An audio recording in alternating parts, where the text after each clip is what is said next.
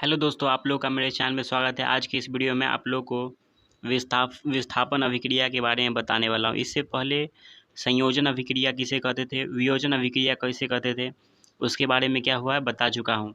तो अगर आप लोग वो वीडियो नहीं देखे होंगे तो मेरे चैनल पर जाके उस वीडियो को देख ले, ठीक है।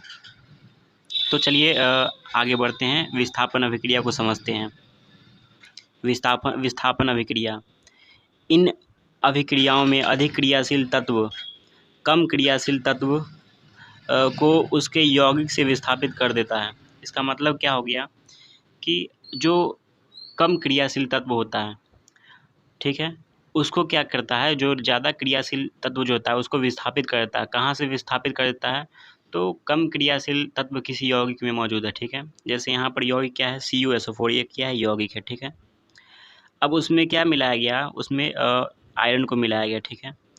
आयरन जो है वो कॉपर से ज़्यादा क्रियाशील है, तो ये क्या करेगा, कॉपर को क्या करेगा, विस्थापित कर देगा, ठीक है, और खुद इससे क्या करेगा, जुड़ जाएगा, अलग कर देता है, ठीक है। जैसे यहाँ पर हुआ Fe यहाँ पर निर्माण किया और Cu को क्या किया गया, दूसरा हम लोग क्या है, यहाँ पर वही लिखा हुआ है। जैसे यहाँ पर जिंक क्या करता है, कॉपर से ज़्यादा क्या है, क्रियाशील है, तो ये क्या करता है, जिंक कॉपर को क्या करता है, विस्थापित कर देता है और खुद यहाँ पर चला आता है, ठीक है।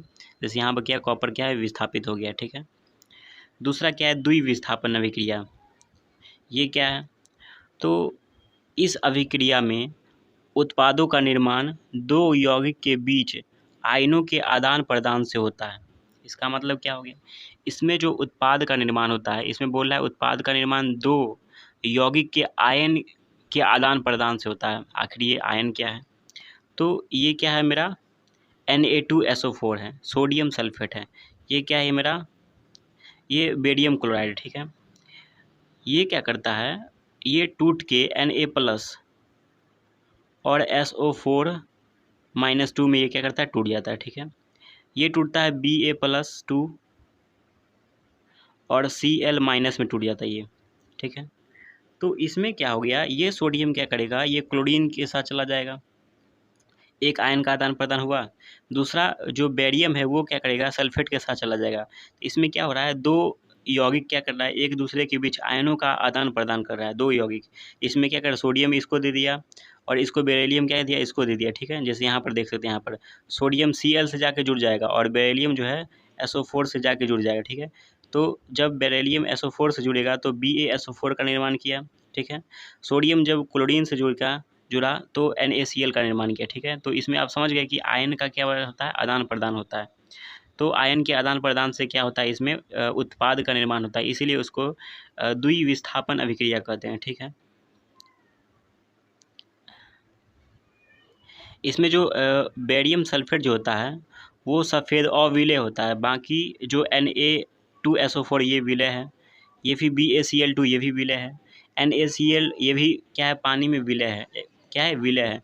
और BaSO फिर क्या होता है, सॉलिड होता है। देख सकते हैं यहाँ पे ये क्या है, सॉलिड है। ये क्या होता है, अविलय होता है। तो अविलय कोई भी चीज़, जैसे मान लो पानी में कोई अविलय है, जैसे पत्थर रख दो पानी में, तो वो क्या करेगा, नीचे पेंदी में क्या करेगा, बैठ जाएगा, अवक्षेप हो जाएगा। तो ये क्या करता है, अविलय के कारण क्या करता है, ये अवक्षेप हो जाता है, मतलब नीचे में क्या करता है, बैठ जाता है नीचे में। कोई गिलास है, बीकर है, उसके नीचे में क्या, परखनली के नीचे में जाकर क्या करता है, बैठ जाता है, अवक्षेप हो जाता है। इसीलिए इसको क्या कहते हैं, इस अभिक्रिया को अवक्षेपण अभिक्रिया भी कहते हैं। इसका दूसरा नाम क्या हो गया, अवक्षेपण अभिक्रिया। तो द्विविस्थापन अभिक्रिया का दूसरा नाम क्या हो गया, अवक्षेपण अभिक्रिया। तो अवक्षेपण अभिक्रिया क्यों कहें, क्योंकि इसमें क्या बनता है, एक अविलय का निर्माण करता है, ठीक है। तो इसमें अभी अविलय का निर्माण क्या किया, तो BaSO4 क्या है, अविलय है। ये क्या करता है, परखनली में नीचे क्या करता है, अवक्षेप हो जाता है, मतलब बैठ जाता है, इसीलिए इसको अवक्षेपण अभिक्रिया भी कहते हैं। अगर कोई बोर्ड में क्वेश्चन पूछा जाएगा कि अवक्षेपण अभिक्रिया किसे कहते हैं, तो आपको ऑप्शन दे दिया रहेगा, क्या, विस्थापन अभिक्रिया, द्विविस्थापन अभिक्रिया, क्या हो गया, संलयन अभिक्रिया, वियोजन अभिक्रिया। तो आप लोग क्या आंसर दीजिएगा, तो द्विविस्थापन अभिक्रिया, ठीक है। अब पढ़ते हैं क्या, उपचयन और अपचयन क्या है। उपचयन और अपचयन क्या है, जब किसी पदार्थ में ऑक्सीजन की वृद्धि होता है या फिर जब किसी पदार्थ में हाइड्रोजन का ह्रास होता है। ये कोई मेरा क्या है, पदार्थ है, ठीक है। ये मेरा क्या है, पदार्थ है। इसमें क्या किया, इसमें ऑक्सीजन का वृद्धि हुआ, ऑक्सीजन का वृद्धि हुआ, ठीक है। या फिर हाइड्रोजन क्या किया, यहाँ पर से निकल गया, ठीक है। तो ऑक्सीजन का वृद्धि हो या फिर हाइड्रोजन क्या हो गया, निकल गया हो, तो इसको क्या बोलेंगे, उपचयन हुआ है, मतलब इस पदार्थ में क्या हो गया है, उपचयन हुआ है। तो जैसे यहाँ पर और एग्जाम्पल के साथ समझते हैं, ठीक है। जैसे यहाँ पर क्या है, ये क्या है, कार्बन है, ठीक है। तो कार्बन में यहाँ पर क्या बना, ऑक्सीजन इसमें क्या कर रहा है, जुड़ रहा है, ठीक है। CO2 का निर्माण कर रहा है, तो इसमें क्या हो रहा है, ऑक्सीजन में वृद्धि हो रहा है। तो ऑक्सीजन में वृद्धि क्या बताया गया है कि ये क्या है, उपचयन होगा, ठीक है।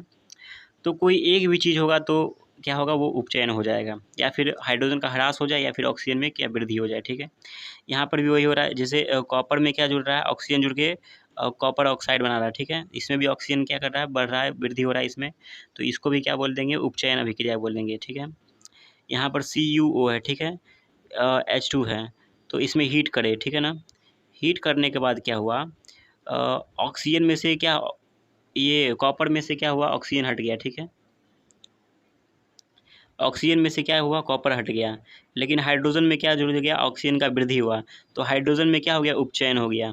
तो ये हाइड्रोजन H2 से लेके H2O में क्या हो गया, उपचयन हो गया, मतलब H2 जो है उपचयित होकर H2O का निर्माण किया, ठीक है। इसमें क्या हो गया, उपचयन हो गया, उपचयन, ठीक है। तो उपचयन समझ गए, इसमें क्या होता है, ऑक्सीजन में भी क्या होता है, वृद्धि होता है, या फिर हाइड्रोजन का क्या होता है, ह्रास होता है, ठीक है।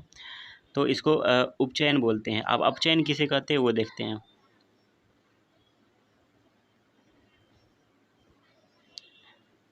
इसमें क्या होता है, जस्ट उल्टा होता है, कोई जैसे ये क्या है, पदार्थ है, ठीक है, ये पदार्थ है।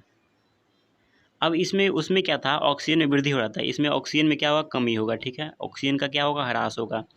तो यहाँ पर ऑक्सीजन का क्या होगा, इसमें से निकलेगा, ये क्या हो गया, इसमें हाइड्रोजन में क्या होगा, वृद्धि होगा, जस्ट उल्टा, उसमें हाइड्रोजन में ह्रास हो रहा था, इसमें हाइड्रोजन में वृद्धि होगा, और ऑक्सीजन इसमें से क्या करेगा, निकलेगा, ठीक है। तो इसमें से ऑक्सीजन क्या करेगा, निकलेगा, और हाइड्रोजन में क्या होगा, वृद्धि होगा, ऑक्सीजन में क्या होगा, ह्रास होगा, ठीक है। तो इसको अपचयन बोलेंगे। यहाँ पर लिखा हुआ, जब किसी पदार्थ में ऑक्सीजन का ह्रास हो, ठीक है, तो यहाँ पर क्या हो रहा है, ऑक्सीजन क्या कह रहा है, ह्रास हो रहा है, मतलब निकल रहा है बाहर। और जब किसी पदार्थ में हाइड्रोजन का वृद्धि हो, इसमें हाइड्रोजन में क्या हो रहा है, वृद्धि हो रहा है, ठीक है। तो इसको अपचयन बोल देंगे, ठीक है। इसको एग्जाम्पल के साथ समझते हैं, ठीक है। जैसे यहाँ पर क्या है, CuO है, और ये क्या है, H2 है, ठीक है। CuO से क्या किया, यहाँ पर ऑक्सीजन का इसमें ह्रास हुआ, तो CuO में ऑक्सीजन का ह्रास हुआ, तब क्या बनाया, कॉपर का निर्माण किया, ठीक है, कॉपर बना, ऑक्सीजन ह्रास हुआ, तो इसको क्या बोल देंगे, उपचयन, सॉरी अपचयन बोल देंगे। अपचयन में क्या था, ऑक्सीजन का ह्रास हो रहा था, ऑक्सीजन उसमें से निकल रहा था, ठीक है। तो CuO में से ऑक्सीजन निकला तो Cu बनाया, ठीक है। और H2O में क्या बना, ऑक्सीजन इसमें जुड़ रहा है, ठीक है, ऑक्सीजन इसमें जुड़ के क्या बना रहा है, H2O बना रहा था, ये क्या उपचयन हो गया। तो CuO जो है अपचयित होकर Cu बनाया, और H2 जो है उपचयित होकर H2O का निर्माण किया। तो अपचयन उपचयन दोनों समझ गए। तो इसमें क्या हो रहा है, उपचयन अपचयन दोनों हो रहा है। जब किसी अभिक्रिया में उपचयन और अपचयन दोनों होगा तो उसको रेडॉक्स अभिक्रिया कहते हैं। यहाँ पर उसको क्या बोलेंगे, रेडॉक्स अभिक्रिया बोल देंगे। तो रेडॉक्स अभिक्रिया किसको बोल देंगे, तो जिसमें उपचयन और अपचयन दोनों, उसको रेडॉक्स अभिक्रिया बोलेंगे, ठीक है। तो इस अभिक्रिया में कॉपर ऑक्साइड जो है में क्या हो रहा है, अपचयित हो रहा है। जैसे कॉपर ऑक्साइड में क्या हो रहा है, अपचयित हो रहा है और Cu का निर्माण कर रहा है, ठीक है। और हाइड्रोजन में क्या हो रहा है, उपचयित हो रहा था, हाइड्रोजन में उपचयित हो गया तो H2O का निर्माण किया। तो हाइड्रोजन उपचयित होकर जल का बनाता है, H2O का किसका सूत्र है, तो जल का सूत्र है। तो इस अभिक्रिया में उपचयन और अपचयन जो होता है, यहाँ पर क्या होना चाहिए, अपचयन होना चाहिए, ठीक है ना। यहाँ पर गलती, यहाँ पर टाइपिंग हो गया, ठीक है। तो अपचयन और उपचयन दोनों हो रहे हो तो इसको रेडॉक्स अभिक्रिया कहते हैं, ठीक है। तो रेडॉक्स अभिक्रिया किसे कहते हैं, कोई पूछेगा तो आप बता सकते हैं, जिसमें अपचयन और उपचयन दोनों हो उसको रेडॉक्स अभिक्रिया कहेंगे, ठीक है। तो आगे चलिए कुछ और पढ़ते हैं।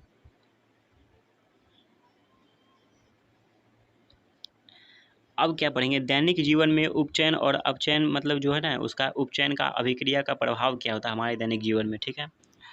तो उपचयन क्या था, जिसमें ऑक्सीजन में वृद्धि होगा और हाइड्रोजन का क्या होगा, ह्रास होगा, ठीक है। जैसे संक्षारण, जब कोई धातु ऑक्सीजन, आर्द्रता और अम्ल आदि के संपर्क में आता है, कोई धातु है, ठीक है, या फिर ऑक्सीजन के संपर्क में आ जाए, आर्द्रता के संपर्क में आ जाए, अम्ल के संपर्क में आ जाए, तो जो धातु होता है उसका जो ऊपरी परत होता है वो कमज़ोर हो जाता है, ठीक है। कमज़ोर हो जाता है, कमज़ोर क्षारित हो जाता है, ठीक है। कमज़ोर हो जाता है मतलब क्या, उसमें उसका क्या हुआ, क्षारण हो गया, ठीक है। तो वो क्या हो जाता है, क्षारित हो जाता है। कब, जब कोई धातु ऑक्सीजन, आर्द्रता और अम्ल के संपर्क में आता है तब। जैसे लोहे की वस्तु को हम क्या करेंगे, छोड़ देंगे, तो उसमें क्या करेगा, जंग लग जाएगा, ठीक है। आर्द्र में छोड़ देंगे, हवा में छोड़ देंगे, आर्द्र वायु में, तो उसमें क्या करेगा, जंग लग जाएगा। चांदी के ऊपर क्या आता है, काला परत लग जाता है, तांबे के ऊपर हरा परत लग जाता है। ये सब क्या संक्षारण के क्या है, उदाहरण है, ठीक है। अब इसको कैसे हम क्या कर सकते हैं, दूर कर सकते हैं। जैसे लोहे में जंग लग रहा है तो उसको हम कैसे क्या कर सकते हैं, कम कर सकते हैं। लोहे में जंग लगना क्या करते हैं, हटा सकते हैं उसको, संक्षारण को क्या कर सकते हैं, रोक सकते हैं, ठीक है। तो यशद लेपन क्या होता है, जैसे कोई लोहा है, ठीक है। लोहा पर अगर हम जिंक का परत चढ़ाएंगे, जैसे मान लीजिए क्या है, आयरन है, ठीक है, लोहा है, ठीक है, ये क्या है, लोहा का रॉड है, ठीक है। इस पर हम क्या करेंगे, कोई जिंक क्या करेंगे, पिघला कर क्या करेंगे, इसके ऊपर परत चढ़ा देंगे, ठीक है। तो इसका जो चमक रहेगा वो क्या रहेगा, मतलब बहुत ज़्यादा दिख रहेगा, इसमें जल्दी क्या लगेगा, जंग नहीं लगेगा। तो इसके चमक को बनाए रखने के लिए इस पर क्या किया जाता है, जिंक का परत चढ़ा दिया जाता है, जिंक, ठीक है। तो जिंक का परत चढ़ा दिया था, इसी को यशद लेपन कहते हैं। अब विद्युत लेपन क्या कहते हैं, अब ये जो जिंक चढ़ा है ना, ये तो पहले पिघला कर चढ़ा दिए। अब इसी को अगर हम क्या करेंगे, विद्युत धारा की का उपयोग करके इस पर लेपन चढ़ाएंगे। जैसे कोई रॉड है, ठीक है, ये लोहा का रॉड है, इस पर क्या किए, किसका, कॉपर का, इसमें क्या किए, लेप इस पर लगा दिए ऊपर से। जैसे कोई बाली रहता है, वो भी लोहा का रहता है, उस पर क्या किया था, कॉपर का उसमें क्या किया था, लेप लगा दिया, ताकि उसका चमक क्या है, बना रहे, ठीक है। क्योंकि कॉपर में जल्दी जंग नहीं लगता है, लोहा में जल्दी लग जाता है। तो इसीलिए इसके चमक को बनाए रखने के लिए, इसकी मजबूती को बनाए रखने के लिए इस पर क्या किया जाता है, कॉपर का लेप चढ़ा दिया जाता है, ठीक है ना। तो कॉपर तो ज़्यादा मजबूत नहीं होता नहीं है, और लोहा मजबूत होता है, तो मजबूती और कॉपर में जल्दी जंग नहीं लगता। तो मजबूती प्लस क्या किया, चमक बनाने के लिए इस पर क्या किया था, कॉपर का लेप चढ़ा दिया था, ठीक है। और या फिर पेंट कर दो, देखते होंगे, मतलब खिड़कियाँ को आप लोग क्या किए होंगे, बहुत पेंट करते होंगे, ताकि उसमें क्या जंग नहीं लगे, ठीक है। तो पेंट करके भी क्या किया जा सकता है, संक्षारण को रोका जा सकता है, ठीक है, उसको ख़राब होने से बचाया जा सकता है। तो आप लोग यहाँ समझ गए संक्षारण क्या होता है। अब हम समझते हैं विकृत गंधिता क्या होता है, ठीक है। जैसे कोई भी खाद्य पदार्थ होता है, खाद्य सामग्री, जैसे तेलीय कोई खाद्य सामग्री हो या फिर वसा युक्त हो गया, जैसे कोई चावल हो गया, ठीक है, जैसे आलू हो गया या फिर कोई सब्जी हो गया, तो उसको वायु के संपर्क में रखते हैं तो वो क्या होता है, उपचयित हो जाता है।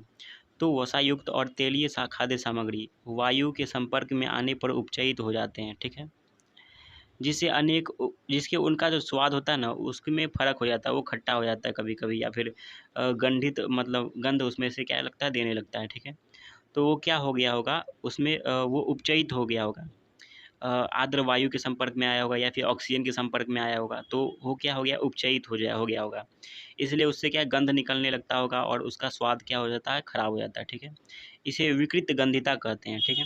इसको आप कैसे रोक सकते हैं, तो जैसे ऑक्सीकारक का यूज कर सकते हैं। तो ऑक्सीकारक क्या करता है, उपचयित उसको नहीं होने देता है, ठीक है ना। ऑक्सीकारक का उपयोग ही किया जाता है उपचयित होने को बचाने के लिए। मतलब ऑक्सीकारक क्या होता है, कोई जैसे ये क्या है, खाद्य सामग्री है, ठीक है। उपचयन क्या होता है, जैसे ऑक्सीजन का इसमें जुड़ना, ऑक्सीजन में वृद्धि होना, तो ये क्या करता है, ऑक्सीजन को इसमें जुड़ने नहीं देता है, ठीक है, इसमें जुड़ने नहीं देता। तो ऑक्सीकारक जो होता है वो उपचयित नहीं होने देता है, ठीक है। तो इसलिए ऑक्सीकारक का यूज किया जाता है। और दूसरा क्या है, वायुरोधी बर्तन का उपयोग करके, जैसे उसमें वायु हम जाने ही नहीं देंगे तो क्या होगा, ऑक्सीकृत होगा ही नहीं, उपचयित होगा ही नहीं, ठीक है। वायु के स्थान पर नाइट्रोजन गैस भर देना, जैसे आप चिप्स का पैकेट देखते होंगे, तो उसमें ऑक्सीजन गैस नहीं भरा रहता है। क्यों नहीं भरा रहता है, क्योंकि उसमें अगर ऑक्सीजन गैस भरा रहेगा तो चिप्स क्या करेगा, टूट जाएगा, उपचयित हो जाएगा। उपचयित होने के कारण वो क्या हो जाएगा, खराब हो जाएगा, जल्दी खराब हो जाएगा। इसीलिए उसमें नाइट्रोजन गैस भरा रहता है, ताकि उसको उपचयित होने से क्या किया था, बचाया जा सके। या फिर शीतलन द्वारा, या फिर कोई फ्रिज में रख दो, तो फ्रिज में भी क्या होता है, खाना क्या होता है, बहुत देर तक रहता है, अच्छा, उसमें उसका स्वाद खराब नहीं होता, वो उपचयित नहीं होता, वो गंध नहीं उसमें देता है, ठीक है। तो आज मेरा क्या हो गया, चैप्टर खत्म हो गया। इससे रिलेटेड जितना भी ऑब्जेक्टिव क्वेश्चन होगा वो उसके बारे में क्या करूँगा, मैं कल बता दूंगा, ठीक है। तो मिलते हैं अगले वीडियो में। अगर आप लोगों को वीडियो अच्छा लगा तो मेरे चैनल को सब्सक्राइब करके बेल आइकन को दबा दीजिएगा।